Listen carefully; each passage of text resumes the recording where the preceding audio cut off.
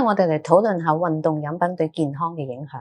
其實運動飲品究竟適合邊一類嘅群眾呢？成年人、小朋友？其實你每日返工坐喺冷氣房，經常夜瞓，朝早一杯凍奶茶或者凍咖啡，中午嘅外賣又鹹又油，重口味，去到下晝3點，你攰到飛起，順手你就買咗支運動飲品。但係其實你根本冇做運動，亦都冇出汗。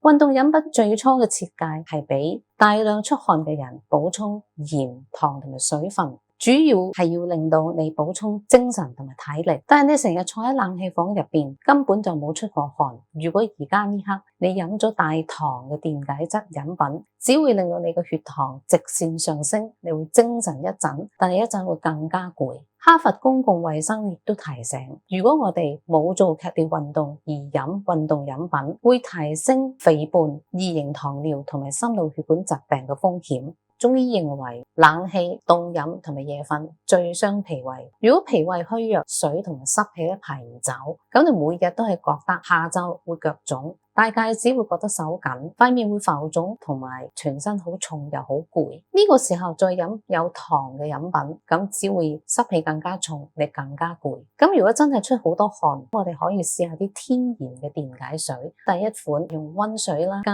檸檬片，加少少鹽。第二款純嘅椰子水。第三款青瓜汁，加少少鹽同埋少少蜂蜜，有效補水，但係又唔係飲糖水。